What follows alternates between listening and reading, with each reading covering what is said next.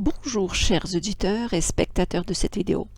Nous continuons cette brève analyse comparative de la situation économique telle qu'elle était d'une part au 27 mars 2020 et celle du 25 octobre, 7 mois plus tard. Dans cette quatrième partie, nous parlerons des États-Unis. Voici les images satellites indiquant la pollution d'air à Los Angeles en mars 2019 à gauche et en mars 2020 à droite, pendant la première vague d'épidémie de Covid-19. Nous voyons que suite aux mesures restrictives très sévères qui étaient prises, l'air au-dessus de Los Angeles est devenu très clair, très pur. Toutefois, les États américains sont indépendants. Nous le savons bien. Ainsi, face à l'épidémie du coronavirus, ils ont adopté les politiques de restriction assez divergentes, voire confuses. Or, l'économie, le business n'aime pas le manque de visibilité. Ainsi, ces confusions économiques ont mené vers une activité économique assez déprimée. Regardez ces graphes du mois de mars avec les pics partout. Le manque de visibilité face à une situation exceptionnelle a créé des tensions sur la liquidité. Or, la liquidité pour l'économie, c'est comme le sang pour le corps humain.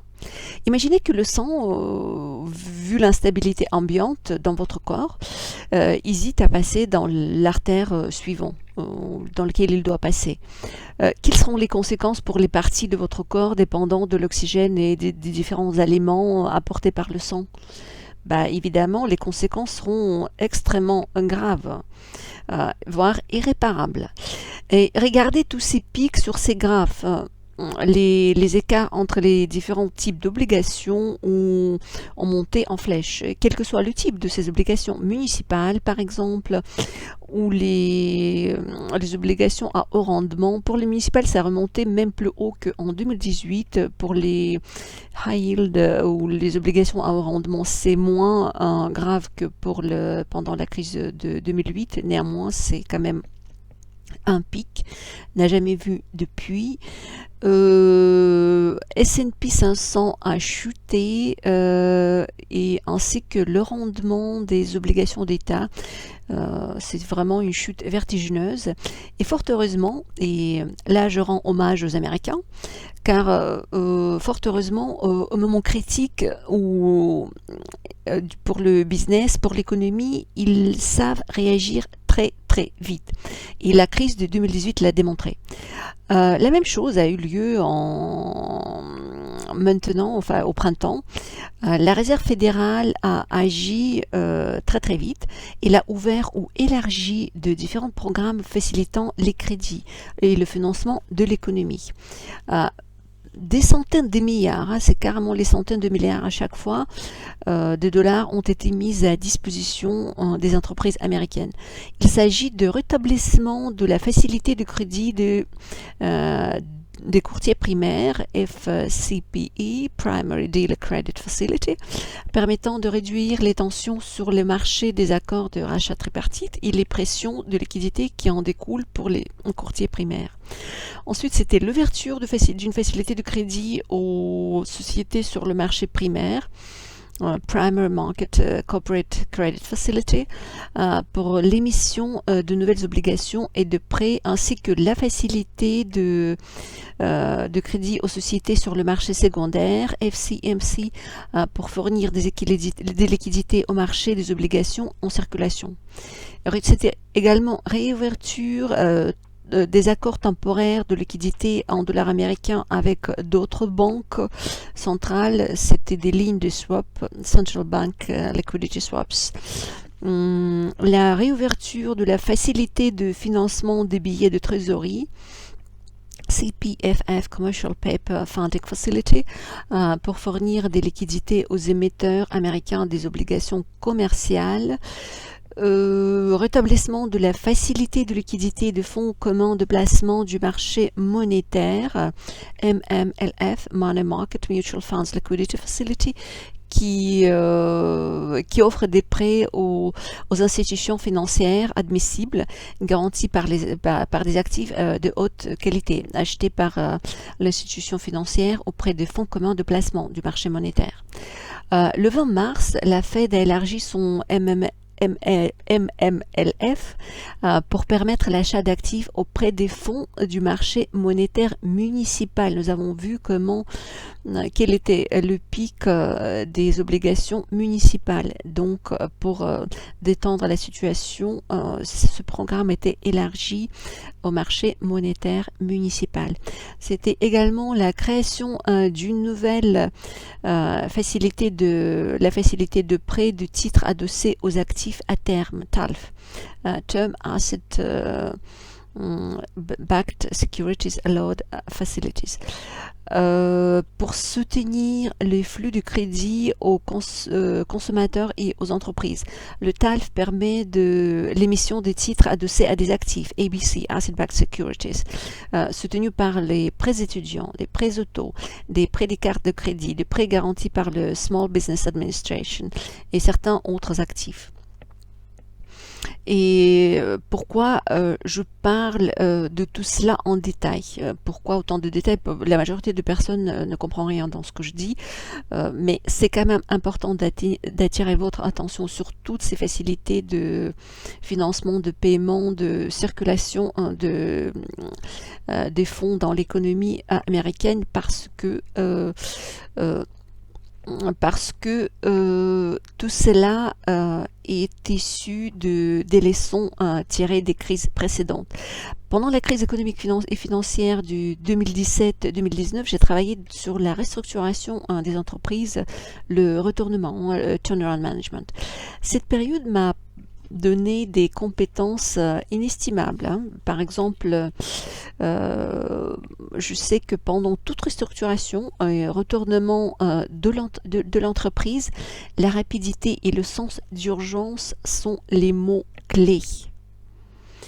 Parce que maintenant, dans la situation, depuis le mois de mars, il fallait parler de la situation d'urgence. Pas de plan de relance, mais en mars, c'était vraiment la situation d'urgence. En avril, c'était déjà trop tard. Maintenant, en octobre, novembre, etc., ça va être vraiment très, très tard.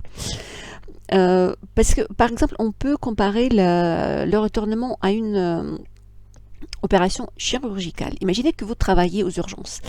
C'est pas aussi romantique que dans les séries télévisées, mais imaginez par exemple qu'on vous amène les victimes d'un accident de la route et avec le minimum d'informations disponibles, vous devez prendre les décisions d'une très très grande importance pour sauver les vies de vos patients. C'est la même situation est avec les entreprises.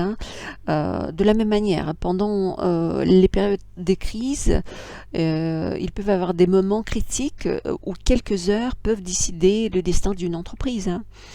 C'est rarement une heure ou deux, mais les actions menées ou ne pas menées pendant 24-30 heures peuvent déclencher le début de stabilisation d'une crise en entreprise ou de basculer une entreprise dans le déclin irréversible. Et tout cela souligne l'ultime importance de mesures massives et très rapides prises par la Réserve fédérale, ce que j'ai mentionné précédemment. En revenant vers la crise du 2018, les autorités et les dirigeants américains ont mené des restructurations rapides et efficaces sur tous les fronts. Et vers 2010-2011, on pouvait dire que les back-office des banques et autres organismes financiers ont été nettoyés des actifs toxiques qui ont déclenché cette crise, tous ces mortgage-backed papers qui ont déclenché la crise, ils étaient nettoyés, puis d'autres actifs toxiques, produits et dérivés très complexes. Ce même travail de nettoyage des écuries de GS a été mené assez mollement en Europe. Il n'a pas allé jusqu'au bout. Cela nous a coûté déjà au cours des dernières années des problèmes par-ci par-là avec les banques allemandes, les banques italiennes, etc. Et ces problèmes vont à nouveau surgir, ils vont s'aggraver et revenir avec la crise actuelle, il faut le savoir. En Europe, on est dans une situation très instable de point de vue financier, organisme financier. Parce que en fait, si vous mettez un tel problème de côté, comme c'était fait un peu en Europe, il ne va pas se résoudre tout seul, il va continuer à pourrir dans son coin avant d'exploser. Et je souligne encore une fois que grâce au soutien rapide et massif lancé par la Réserve fédérale, l'économie américaine a rapidement rebondi et ceci malgré la propagation de la pandémie. Or, nous avons vu dans la partie 3 de cette analyse économique que nous n'avons pas la même dynamique dans la zone euro. Et maintenant, plus concrètement, tout comme en Europe, l'épidémie du Covid-19 progresse aux États-Unis. À fin octobre, le nombre des cas confirmés quotidiennement a dépassé 80 000. C'est beaucoup. Nombre cumulé des cas confirmés depuis le début de l'épidémie a déjà dépassé 8 millions. C'est près de double de ce qu'on compte au Brésil et beaucoup plus qu'au Mexique ou au Canada, d'autres pays de la région. Toutefois, le taux de létalité du Covid-19 aux États-Unis est parmi les plus bas de la région. Il dépasse à peine 2%, tandis qu'au Mexique, c'est environ aux alentours de 10%. Lorsque nous plongeons dans le vif de l'économie, la situation du marché de l'emploi indiquée par l'indice des directeurs des achats, le PMI Index, au début d'octobre, est plutôt stable, voire réjouissante. Nous voyons que les États-Unis ont connu le rebond de l'emploi le plus spectaculaire des pays développés. C'est la courbe rouge. La croissance du marché de l'emploi dépasse même celle de la Chine et est en train de d'effacer carrément les conséquences de la récession économique du printemps. Derrière les États-Unis, nous voyons la Chine, le Japon, la zone euro, le Royaume-Uni. Par contre, pour les trois derniers, le marché de l'emploi est toujours en contraction. Au début du printemps, lorsque tout le monde parlait du confinement et Trump le refusait, il a annoncé que si le confinement est mis en œuvre et généralisé, plus de gens vont mourir d'overdose, de dépression, de suicide et de violences domestiques que du Covid-19. On n'a pas encore les statistiques, mais il est tout à fait possible qu'il avait raison. Et je pense que les mesures d'urgence prises par la Réserve fédérale et les annonces de Trump avec sa réticence vis-à-vis du confinement sont dues au fait que les Américains n'ont toujours pas oublié la Grande Dépression des années 1930. À chaque nouvelle crise importante, et notamment celle de 2008, les économistes américains se lancent dans la comparaison des paramètres économiques courants avec ceux des années 1930. En 2018, ils disaient non, on n'est pas dans les années 1930, on n'a pas la même situation économique, etc. Effectivement, c'était pas la même chose, mais bon. À ce propos, en fait, je conseille vivement le film On achève bien les chevaux, They Shoot Horses, Don't They, basé sur les événements réels, décrit dans un roman publié en 1935. Et ce film était réalisé par Sydney Pollack en 1969 avec belle et magnifique Jane Fonda de l'époque. Avertissement. D'une part, c'est un film magnifique qui démontre la situation telle qu'elle était au niveau quotidien de la vie des gens de l'époque, de la Grande Dépression. D'autre part, je déconseille ce film aux personnes sensibles et fragiles. Peut-être parce que je l'avais vu étant adolescente et la grande et noire salle de cinéma a amplifié l'impression donnée par ce film, mais il m'a marqué à vie. J'imagine que beaucoup d'Américains l'ont vu.